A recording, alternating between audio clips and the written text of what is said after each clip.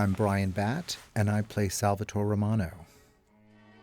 I really like the opening sequence. Everyone was commenting and wondering who is the person falling out of the window, and thank God it wasn't me. I'm Vincent Kartheiser. I play Pete Campbell. Phil Abraham directed this one, and he was amazing. Hey, this is Elisabeth Moss. I play Peggy Olson. Oh, it was wonderful working with Phil because he was our DP, so we already all knew each other, and he didn't have that element of coming in and being brand new to the set like some of our directors were and having to kind of get into the groove a little bit. Everybody did an amazing job, but it was always, they had to kind of get to know everyone. But he already knew everyone. We knew him. And there already was such a relationship established there, so it was great. It was just like having, one of our guys direct it. He was definitely one of my favorites. I think partly for that reason, that we already had a relationship established, but also it was nice to have somebody who had been on the journey for a while, so who knew the characters, was familiar with the stories, was familiar with the dynamics of the actors and how they worked with each other, and us as people. So he was already there and he was already familiar with it, so it was really easy to work with him. I loved working with him. I don't want to say too much about that because I loved working with the other directors as well. But Phil was kind of a personal favorite of mine. He had some wonderful things to say. It's tough when you come on as a guest director to speak with the actors because the actors do know more about their characters than anyone else. But with Phil, it was great because he was one of us. He knew what the characters were about. So he could come up to you and say things that made complete sense because he knew. And you could trust him because he had been there for the last however many episodes, and he'd been there from the beginning. So it was a real treat to work with him, besides the fact that he's just such a sweetie. You sure? He's coming in to work early just to escape his life, I think, in a way. This is an interesting moment. I don't think it had dawned on him before she walked in the room. But there's something immediately sexy about being alone with someone in a place that is usually so full. And there's certain smells that we equate with certain places. And I think the smell of his office isn't necessarily a place he equates with this kind of intimacy. And so there's something daring about it. And sometimes the experience is bigger than the people. But I think this episode is really about attachment. At least that's what Matthew told me. And I agree, a want to be attached, a need to be attached to something, a lack of attachment to the thing we're attached to.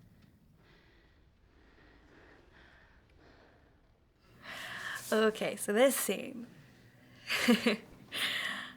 I heard so much about this from everyone around me. Everybody was like, I can't believe you slept with Pete again. I think one of the great things about their storyline is that this took 5 or 6 episodes to get to, which was great. It didn't happen right away, which built a wonderful tension. And it's episode 8, so it was left long enough for the audience to think that it wasn't going to happen. And just when they thought it was over, it came back in. We kind of just threw ourselves into this scene. Vinny and I, we knew that there was no way to half-ass it. We knew there was no way to go about it without just really going for it. And it had to be passionate. It had to look real. It had to look like something that took 8 episodes to get to. And so we just kind of went for it. And we were both professional and been working a long time since we were little, so that helped. But we kind of had a little talk beforehand about how it was going to happen and what we were going to do.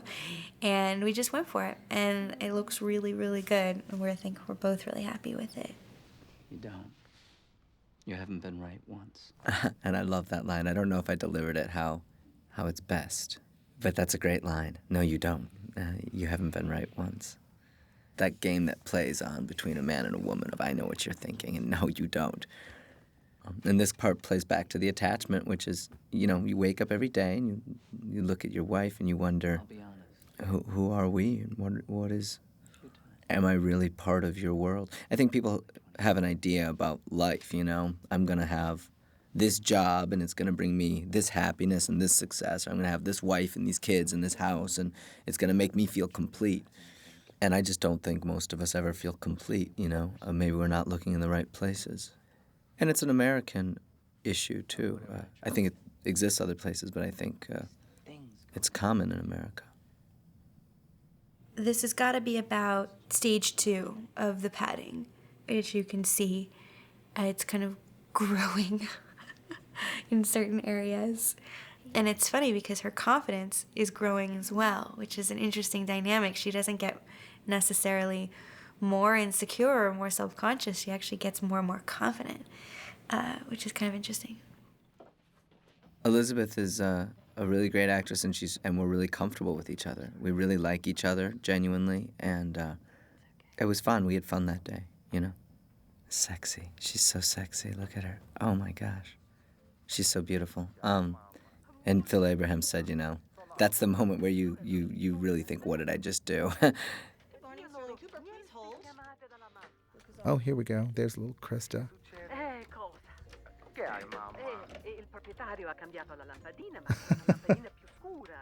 When we filmed this, Marcia Patterson, who is now associate producer, who is Scott Hornbacker's assistant, she actually did the lines in Italian because she knows Italian, and then taught me how to do it. And then we had a voiceover, an actress to come in. But when we did the voiceover for this, the actress kind of improv'd some things, and you just do not do that on this show because the writing is so great. You know, there's a reason why that and or if or but is there, so don't mess with it. You know, Jennifer's there to make sure we do it correctly. My guess is tall, dark, and handsome. This isn't really a show about 1960, I don't think. I don't think it is a show about 1960. I think it's a show about people that takes place in 1960. And people don't change that quickly. Not 50 years isn't going to change people. It's not going to change those basic things that we need and that we expect. But not the cheap stuff. Something European, maybe. You're so specific. You have voices. I have other things. Thank you so much for holding. I love her attitude after that scene. From then on, there's a cheeriness and a lightness and Mr. Sterling, I'll be right there. No, it's just Mr. Cooper. the way she spins her head and the bounce to her step. It's so natural. What happened there? I caught it on something. I might start keeping a spare. That's a really cute moment because she is so proud of that little collar, and I love that line that she thinks she's going to have to start keeping a spare, and it's a little bit of a throwback to the fact that he keeps shirts in his desk as spares for his affairs. So it's a little kind of jab at that. It's them starting to meet on the same level again as, you know, well, you're doing that, I can do that too. You're not the only one around here, buddy, who needs to keep spares in their desks. I have made an effort to quantify. John Hamm is so wonderful. When I shot the pilot, I remember meeting him, and I was doing a play at the time, so I was really kind of focused. I had to do the play during the night and then do this during the day. And I remember seeing him. We did the first scene. I thought to myself, if this thing goes, he is going to be a big star. And look what happened. One Golden Globe later. On top of it, he's a real nice guy. I mean, how he memorized those monologues. They go on. He's so always on, always on. See, I know you haven't read it. When you hit 40... I'm fairly new to television, having done a lot of Broadway shows. It's rare when there's such a gelling of all different personalities and everyone's on the same page and everyone's a solid, strong actor. But I do believe it comes from the top. I do believe it's all because of Matthew Weiner. He is so committed and so dedicated and loves the piece so much. And he stood by his decisions and he handpicked the cast. It's strength. We are different. Unsentimental about all the people who depend on our hard work. I don't believe anyone is just one thing. You know, there's so many facets to everybody's personality and everyone's lives. And I think Matthew and the writers, and especially Matthew, has created such round, beautifully fleshed out characters that there's so much to play just from the writing. then add the look on top of it. And the filming, it becomes this great piece. Little Krista. Now, do you notice that actor on the left? You know what he was Ernie on My Three Sons. I'm new. Excuse me, Marty.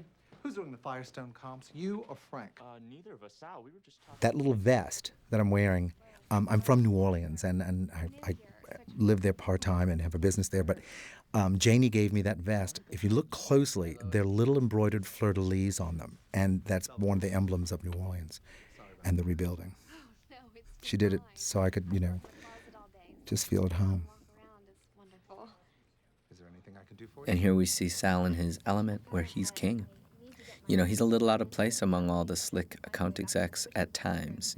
He keeps to himself and puts a timely statement here or there. But here we see him as the Don Draper of his department.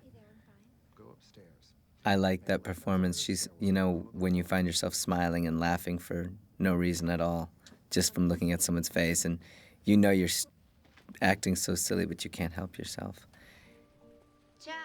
It was interesting. I never read the blogs or go on the internet about when people see the episodes. And friends of mine, after this episode, because I was more featured in this, said, you've got to read them, you've got to read them. And one of the comments, everything was mostly positive. I mean, 99.99% was great and very supportive and loved what happened. But some people were saying, I think there was maybe two little homophobic statements about, men being men then. And one person said, are you kidding me? There were not gay people in 1960? But that was offensive, possibly, to people, that a man was trying to pick me up in a restaurant. However, the fact that a secretary is banged in the office so inappropriately and he's married, that's fine, Vincent and I worked together on a short film at the Sundance Film Lab when I was 18. But we worked together. Totally different thing. It was, I guess, about 2 weeks. So I was happy to hear that he was doing this because it was nice that I was going to have somebody that I knew. And we have a very good relationship, him and I, because we've both been in the business for so long, and yet we're both young. We've had a very similar kind of path, though, professionally. So we have a lot in common in that respect. And working with him is so interesting because we're almost competitive. There's almost a competitive edge to our scenes. We're constantly it's like a tennis match. Like, we really are trying to, in the most playful and in the best way, one-up each other. And at the same time use each other and play off of each other. And it makes for really, really exciting and fun scenes because we're constantly kind of going back and forth. And it really is, it is competitive. I mean, Matt's commented on it before. There's definitely a competitive thing between us, but in the best way, in a way that, like, I know how good he makes me look and vice versa. And we love working together because of that. We have kind of different ways of working. We don't work the same necessarily, but somehow it still works together. I think he's absolutely extraordinary on this show. I mean, I was watching an episode the other day, and the little things that he does, the subtleties and the details that I don't think even a lot of people see or notice, and you'd have to watch it even several times to get, are just impeccable. I think what he does with Pete is genius. And he's nothing like Pete. He doesn't look like him. He doesn't talk like him. Vinny is nothing like this guy. And sometimes I just watch his scenes and I'm just absolutely blown away by what he does with him because I see what he's doing as an actor. And it's just, I think he's absolutely genius. I think it's one of those performances that years from now will be looked back on once you kind of see it several times and see how it evolves, will be looked back on with great respect because it's a genius performance. Go on the way you've been going. I'm not interested in that. I think Pete feels that he's got really good ideas. He thinks everything that has been happening with Peggy is just to spite him. It's just done to show him up. This show is about masculinity, and it's about the male ego. The male ego is probably the most dominant force in the world, whether that be good or bad. It's a sensitive and large thing that dominates almost every society, and he's healthy in that area. He belongs to me, not you. This is great. I love this. This is this whole speech, Don Draper just drilling it to this guy and just saying, you know what? Yeah. And I think that's Don's real talent, at least from being in the boardroom with him. He knows how to read people and knows what they want and knows what they need. And it's the same with women. You know, he knows when to take a woman and when to let her chase him, you know, and he does it almost instinctually. There's a real subtlety to John Hamm's performance throughout that really allows us as actors to fall into the place we need to in order to follow him, be led by him, or chase him, or whatever Don Draper needs us to do. I mean, he's controlling this man, you know, it's an amazing scene. And Matthew Weiner really understands that. Matthew Weiner really understands the dynamic between men, and that there are winners and there are losers, especially in this arena. Even if there aren't winners and losers, we think there are. So it becomes real in that sense. It's like God. And I think that's a big part of this, too, is there is no right answer. It's, at least whenever, maybe Matthew would tell you there's a right answer, but I think it's up to the audience to decide these things. Aaron and Rich and Michael and I have all become really good friends, and we do hang out because we have so much time also on the set together. Usually we're always in a scene together, and we've become really good friends off camera as well. Rich's wife just had a baby, and it's just kind of great. We really are kind of like a family. This is a cast that does get together and does party together as well. I miss them when I'm not in town. And boys club. Come on, Peg. Join the boys club. What's interesting about this scene is that she's towing the line between her job and her place and perhaps taking the next step. They don't let her by any means. They keep her very much in her place. But she kind of can glimpse over the fence what might or could possibly happen. And it's the beginning of that for her. And you know, I think she's very proud and very excited and knows her place, but is starting to kind of get the idea that maybe things could go in a different direction. The placement of the hat in the background, there's a lot of detail, you know, and I think every shot is constructed, even though we're doing it on a really quick schedule. You're arrogant. The one thing about the show is really hard is the technical aspect. With the drinks and the cigarettes and the lighting and everything, every time we have to do a take, the cigarette has to be a certain length. We have to make sure the cigarette's in which hand, when you did it, you know. This again just shows how their relationship between Peggy and Joan is not going to go in the direction that you think it is. They're not going to be best friends. And they're not going shopping together and painting each other's nails. They loved it. Elisabeth Moss, I mean, she's such a wonderful actress. She's lovely. It's very interesting to see her work because she's on the whole time. She's great, but there's something that happens when the camera turns on her. There's this inner spark that just comes out that you just can't manufacture. You either have it or you don't. She's quite wonderful, and so is Christina Hendricks. I mean, look at her, but also her subtlety, her just the things she throws away. You know, some people could not even begin to do that, and the looks. Well, and the hips. That walk. It's going to be hell of an afternoon traffic meeting. Oh, champagne. When did that happen? I think that Pete, in a way, can really be himself with Peggy, whereas he's not really being himself with his wife. His wife has these certain expectations of him to be a certain person, and I don't know necessarily if he is that person. Vinny could talk much more about it, I'm sure, but in my viewpoint, it seems like he can relax a little bit around Peggy and be himself, which I think is why he is attracted to her. He doesn't have to be anything with her. She's so happy just to have him there and have him speaking to her and have him liking her that he doesn't have to be anything but himself. And at this point, after these 7 episodes, she knows him much better and kind of knows who he really is. So she is at this point liking him for who he really is, and I think that is very attractive to him.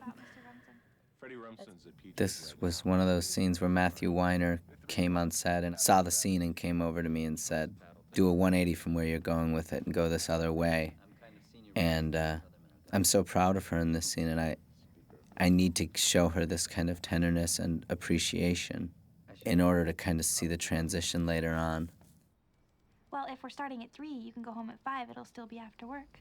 Oh, she's so cute. We all work so hard. I think we all. Matthew has such a good sense of his story that I was lucky him and Phil were both there to kind of, once again, guide me in the right direction. And she's rallying for his attention. This is so great.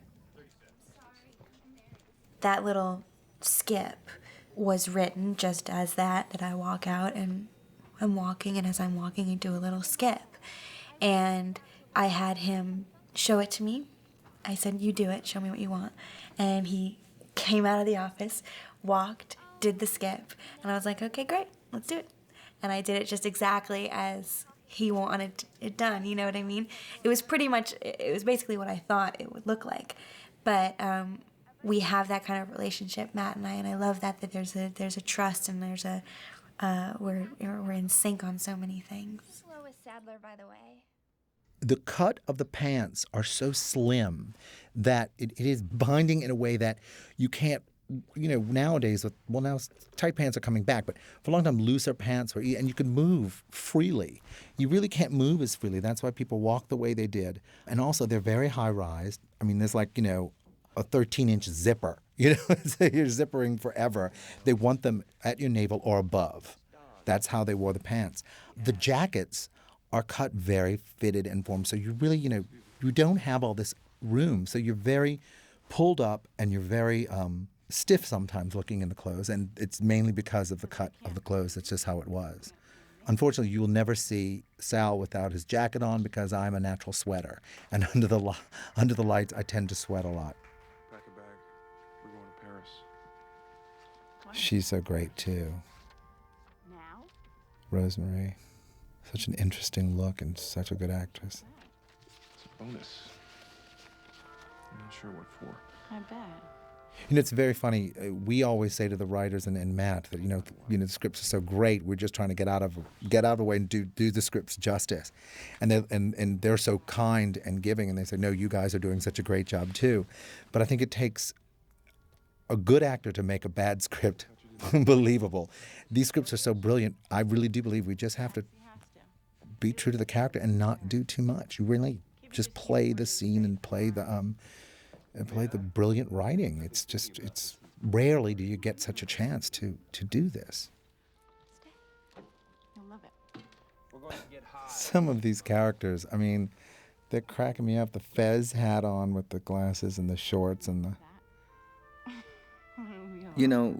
I enjoy watching some of the stuff. I also find that sometimes hanging around the set or whatever, like I said, there's different moods for different scenes, so there's kind of dynamics between these characters that I know nothing about. And me being there or like hanging on set or trying to talk to John or any of the actors, I think might be kind of weird even. They have their own little world that they are their lead characters in. And while at the office, you know what I mean? And he's so great in this scene, John Hamm. It's great because our production offices are right upstairs from our sets, so the writers and Matt can come down and do all the time. So they pop down and visit a lot, and Matt will come down. At times, he'll be there for almost every scene, just pop in and check it out and go back up. Sometimes he misses a lot, but it depends on how much he's writing and how much under the gun he is. But there's definitely a relationship between some of the actors and him, if he's very much a father figure, and we very much like it when he comes and visits so that we know that we're doing okay and we're doing what he wants and we're doing what he envisions. We trust him so implicitly, and his vision for the way things should be has proven to be so right on that we like to have his approval on things because he's usually right. And the way that he wants something is usually the right way to go about it. So we love having the fact that they can be there all the time. There were times during the first season when he was writing a lot and he wasn't able to come around, and I hated it. It was awful. And then when he was directing the last episode, that was great because he was there all the time, so I was very happy. You know, we really love it when Matt's on set. It's like, you just want to please Daddy, you know, but it's his baby, it's his thing, so it all stems from his brain, so you want to make sure you're getting it right. The one good thing is also that always whoever wrote the script is on set while we're filming. So if you have a question about intent or something, it was very strange. I'd never worked this much in television, and coming from the theater, you know, the director is really who mans the ship. And although the director is very important with each episode, because what you're seeing is the most important, the filming and the staging and how we interact. But as far as interpreting as much, it's really the writers who do that. It's just a different thing to learn, because hitting your mark and getting the prop and doing, you know, all the technical stuff. I think directing these episodes must be such a hard task, because there's so much on the director's plate to do it. Build a fire under the cauldron. Hiya, kid. Here's another example of, you know, characters coming in and really doing a great job. This Hobo, you know, is a fantastic actor, and we're really blessed to have had the pedigree of talent involved. And I think it's also a testament to the writing that it's something that can continue to kind of stay on that level, regardless of how much time the actors have to work into it. And it's also a good sign of the directors also that they understand the vision and that it stays consistent. That's how you took to being on the bum so easy. Archie, no one takes to charity easy. We would get the scripts for the next episode, and you would see everybody sitting around on set tearing through the episode, wanting to know what happens and wanting to see what happens with their characters, and, you know, so-and-so's character and so-and-so's character, because it's so good that we all, in a way, feel like, you know, audience members, because we're so kind of invested as well, and we want to see what happens too. But we all kind of just feel, I mean, I know I feel so lucky to be able to get to say some of these words. There have been some scenes that I just can't believe I get to do it. I'm like, it's so amazing, and it makes it really easy when the writing is that good. It makes your job really, really easy. I've told Matt so many times, and I don't think I can tell him enough, though, how much of a genius I think he is. He's truly brilliant, and he really knows people, and he knows women, and it's very rare that you find a good writer for women, and especially a male, and he knows women. I don't know how he does, but he does. I'm not a Hollywood actor, and I was going back and forth between New York and New Orleans. I actually turned down my first audition because after Katrina, my godchild drove. We were out of town, couldn't get back, drove my car. Well, first she boarded up our house, boarded up our store, drove my mother to Texas. You know, say my mother's flight was canceled. And I thought, how do we repay her? How do you do that? So we decided to take on a trip to Paris. And this audition came up right in the middle of that week where we'd been in Paris. And I said, no, I've never really done a lot of TV. So, you know, and then I was back in New York, doing a little small play. And I got the call saying they had not found who they wanted. Would I come in and read? And I said, well, sure, you know. And I did, and that was it. Usually, I mean, I know a lot of other people had to test with the bigger parts, and they had to prove themselves. And I was so honored and so grateful that Matt and Alan was at the audition as well, basically said, that's it. So it was quite wonderful. Rarely does that happen, too, where you don't have to go back and back and back. But when we filmed the pilot, then, I think after the first day, I figured it out. I mean, someone said, Matt's with The Sopranos. I went, oh, my God. Now, I hate to sound so ignorant, but there were so many other things going on. And I think it was a blessing in disguise. That maybe would have made me a little more nervous or self-conscious about the entire process. We didn't know very much at the beginning of the season as to which storylines might happen. Some things we heard might happen, and then they never did, never even got close to happening. Other things we never saw coming, and then some things we kind of knew were going to happen, and we kind of knew at some point Sal was going to be confronted with these kind of choices. And I think it's something that Matthew and Bryan Batt, they both did a great job of, Matthew especially, of bringing in just really subtly at first, just that idea. And so it leaves a lot of room to be explored and to take its time. This scene was a lot of fun.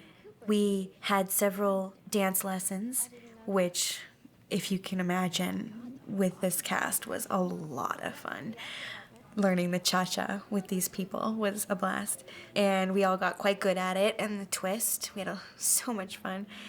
It was a really fun scene to shoot because of the dancing and because of the music and the extras.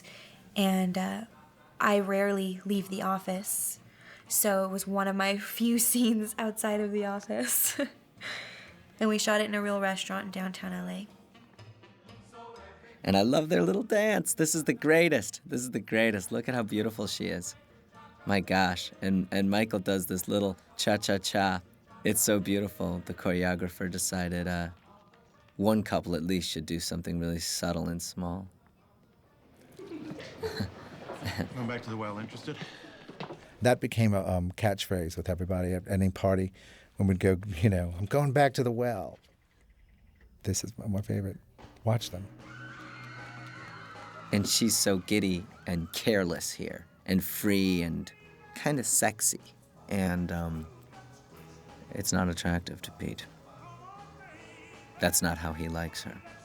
He likes her in the role that she's in.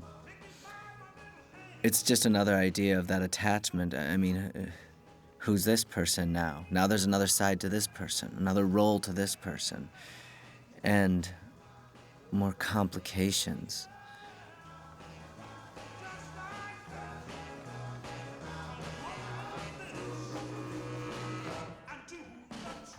Oh, she's so adorable. And look at that eye contact. It's so telling.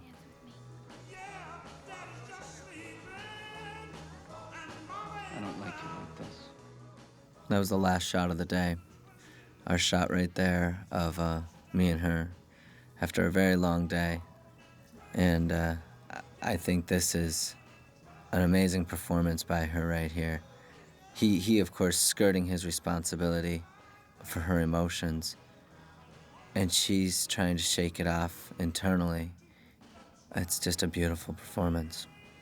I told her after I saw this episode that, and it's true, she really is an inspiration to me. She's such a fine actress. I think what he means when he says, I don't like you like this, I think it's twofold. I think he doesn't really mean it. It's mainly a statement to push her away and get himself out of that situation that he doesn't know what he's going to do about now. If he does mean part of it, what he does mean is that he doesn't like her happy and confident and enjoying herself and not being the Peggy that she was, not really needing him. And I don't know how much he likes that.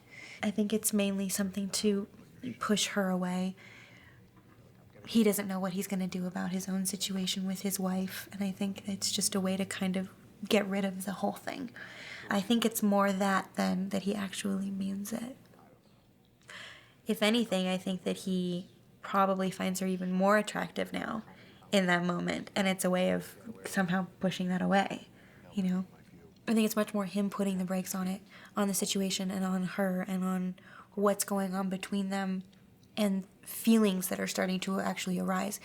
And I think something in her shuts down at that point, and it's sort of the beginning of her really starting to shut down that part of herself. From that moment on, she becomes more and more focused on her work. She gains more and more weight and starts to move on from Pete. And it's a real turning point at that moment. Phil Abraham directed this one, and he was our first director of photography. He's quite brilliant, and he was so great with his direction because it was very precise, you know, and what he said was just a couple of words and it would be exactly what you needed to hear, you know, rather than a whole diatribe of going on, you know. Also, it's filmed beautifully as well. Phil was there from the beginning, and he knows the characters. He also knows the style of the piece. Because without being too heavy-handed, there is a definite style to the filming. What are you afraid of? I went into a pharmacy one time, and this woman went, "Oh, I'm so sorry for you. Are you okay? Are you?" I'm like, "What?" And I thought something had happened that I didn't know about her. And she goes, "Oh, but Sal, he should have gone home with that guy. Your heart must be breaking." And I'm like, it was very funny. I mean, it was, "No, honey, it's okay. It's how it's written." And I don't think she really thought I was Sal, but I think she really, really felt that why couldn't he go do that? Why couldn't he just be happy? It's very interesting. We get our scripts about 4 or 5 days before we start shooting. Sometimes less, sometimes maybe a day or two more, but usually about 3 or 4 days. And with Allison Brie, who plays Trudy Campbell, my wife, we usually would get together and work it. You know, we would meet at a restaurant and just talk about it, or we would run through it and do the scene and call Matthew and ask him questions. And, you know, I know Elisabeth and me never really even would rehearse stuff. We would show up and we would kind of say the words and hit kind of these marks and look around. And for her, I think things came really instinctually and simple, you know. Generally, what we would do is, you know, on a television set, it's not, you don't rehearse. You have a table read, and then, you know, if there's a scene you have questions about, generally you try to ask those before the day. But then on the day, you get dressed, you show up, you do a small rehearsal, you light it, and then you go and you finish up and you make sure you know your lines and you show up and you do it. So it's not a rehearsal process as much as it is kind of a blocking rehearsal, really. We usually get the script about, I guess it would be about 2 or 3, 4 days before we start shooting it. Sometimes a little more and sometimes a little less. And there's a table read, and that's usually when we all get to see each other and see other scenes that we wouldn't get to normally see, and we all get to see January, who we don't normally see. And the table reads are great because everybody's just so good, and you get to hear the lines for the first time, and everybody gets to laugh and enjoy it. And I always look forward to them because they're a kind of great kind of getting together as a group and getting on the same page, and they're always really fun. And you know, it's such a joy to work with these actors and to then hear them do these scenes, and you don't often get to see. Is great. But I sleep like a stone.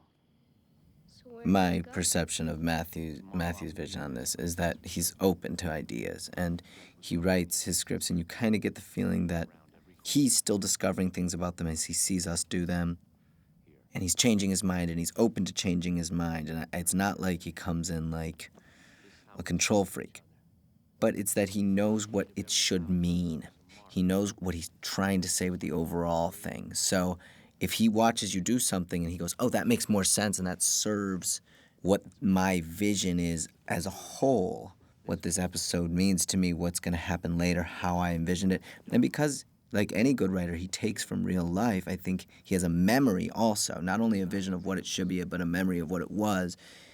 And so that's what it really means to me. And when he shows up on a set, he'll see what you're doing and he'll have a direct response to it. And if he doesn't, generally that means that it's fitting within the parameters of where he wants it. But if you come to him with a question, he has an answer. Or he'll say, "Let me think about it." And then he'll say, "Well, let me see it." And then he'll do it. And then he'll say, No, it's this one. And here's why. And he'll tell you why. That's what it is to me. It's I'll be doing a scene and Matthew will come on set and he'll walk and he'll watch it and I'll see on his face a look of confusion. And he'll come over to me and he'll say, "Why are you doing that?" And I'll tell him and he'll say, No. This is why. This is why you're doing that. This is why. And then sometimes maybe I'll even do it like that for a little while and he'll come over and he'll go, wait. It's almost like none of us really know what's supposed to be there. And maybe he doesn't even know precisely what it's supposed to look like, but he knows when he sees it. That being said, like I said, I don't think like he has a clear vision means like he has something stapled down and you have to fit it. I know what it looks like. I've been working for 19 years, so my memorizing skills are almost like a muscle. It's just, I couldn't explain how I do it, but I can do it. And I don't memorize until right before. I don't memorize the night before or anything like that, unless I have some sort of huge speech or something like that. But I don't usually have huge speeches. I literally will memorize it in the rehearsal or in the makeup and hair trailer and just go for it. I just have good memorization skills, so I don't really have to like work on it too hard. Plus, if you're doing 5 or 6 scenes, I don't want to get 5 or 6 scenes in my head. I'd rather go 1 and 1 and 1 and go like that, you know? None of us know anything about where our characters are going or what's going to happen, and that's television for you. I mean, I think that's pretty well known in the industry, that you get your script and you make sure you don't die on the 3rd page. Luckily, we're not on Sopranos, so there's less of a chance. But no, if you don't know where your character's going, and it's not a big deal, you know. You just kind of deal with the moment, and as an actor, sometimes that's kind of a relief. You don't have to worry about story so much. You can just focus on what you want in that scene, what you want in that minute, and that's how life is. I mean, I want things 5 years down the line, but I don't know if I'm going to have them or where I'm going to be in 6 months, and no one does, and so it's not as frightening as you would think to do a show that way. It's parallel to life. It's exciting. And it's great when you do it with someone like Matthew and Lisa Albert and all of our great writers on this show, because you trust them. And it's like knowing that God exists. I, in a way, knew where things were going because I knew about the pregnancy. But the specifics of how she was going to get there and how she was going to change, I didn't know. So it's really interesting when you're doing a TV show because you get the episodes pretty much right before you do them. It's almost like you're changing and living with the character as they change, because you only know about things that are going to happen to them right before you film them happening to them. So just like it is in life, you don't know what's going to happen the next day. You don't know what's going to happen the next day with your character. So it really lends itself to the subtle development of a character, because you can film an episode where something happens in the next episode and there's no trace in that character, in that scene, that's going to happen, because you actually just don't know. You haven't seen the script yet. It's really interesting how that happens, and I've actually, that's been my favorite thing about being a regular on a show, is getting to develop with the character on such a close basis. And as far as Peggy's actual arc and her changing, she does change a lot. But the way that she changed made so much sense to me and was so organic and so true to who she was that it wasn't difficult. It made complete sense. And it was also very subtle and came in such sort of steps that I felt like it was done really well. When you take it episode by episode, though, it becomes very easy because it isn't one big leap. As an actor, you're just taking it literally scene by scene as it's happening to her. So it doesn't seem like you're going from 0 to 60, even though she's so different at the end of the season. As an actor, you've just been taking it episode by episode, so it's very subtle and there's a gradation, you know. She does change remarkably, though, and I was really lucky to get to have that arc and to have a character that really changed throughout the season, because that doesn't always happen. She changes so much. She goes from this totally green, totally naive, like young, innocent, insecure in a way, not stupid, but just naive, to this almost male, very confident, you know, she's got balls by the end of the season. And it's quite a change. And she really grows into herself, pun intended.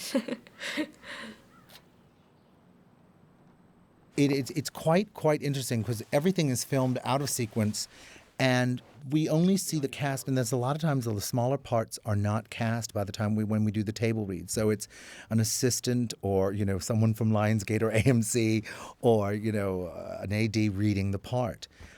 I really last year was only in office scenes and that one scene outside of the office at the bar and the restaurant. So we barely crossed paths with January. I barely saw the kids. I barely saw a lot of other characters. So when we did see the episodes, it was quite interesting because I never knew in the bedroom, their home is on another set in a studio. So I would walk over and see, I did happen to see it, but it is quite wonderful seeing how it comes together and what shot they do keep. And, what you thought was your best really wasn't. And it's all subjective. It's also interesting, like when you're doing the scene, especially when there's people and there becomes a rapport and there becomes a rhythm with the scene, how you think it's progressing. And we thought, we've got this great rhythm going, and there's lines that are cut, beats that are put in with pauses. It's no matter, you just it's very, you just film and hope for the best and thank God we've got the best working on it. No, Pete. Sorry. No sloppy seconds for you. This scene is sort of very sad because she does come in, I think, expecting to see Pete. And I don't know what she expects exactly to happen, but he's not there. And I think she kind of at that moment realizes what is going to be happening with them or what is not going to be happening.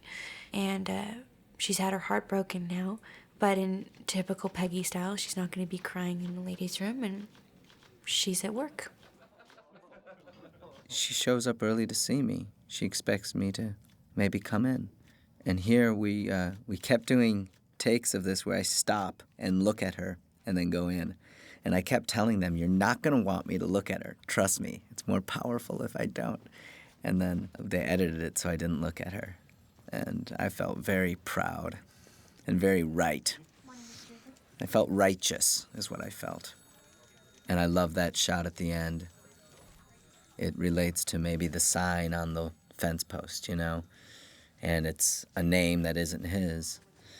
And I really love that episode. I think it's symbolic in so many ways and can be taken so many different directions. And I think it's clever, and it's almost like a puzzle for the audience. It's the episode where we realize that, unfortunately, a lot of people are very unhappy, that no one is getting what they really need in their life. And they're closing off or they're seeking it elsewhere. But Don just ended his relationship with Midge. Sal doesn't go off with the guy. Poor Peggy is just longing for Pete. Pete is miserable. But it's been just heaven to work on. And I just can't wait for season 2 because it is going to be wonderful.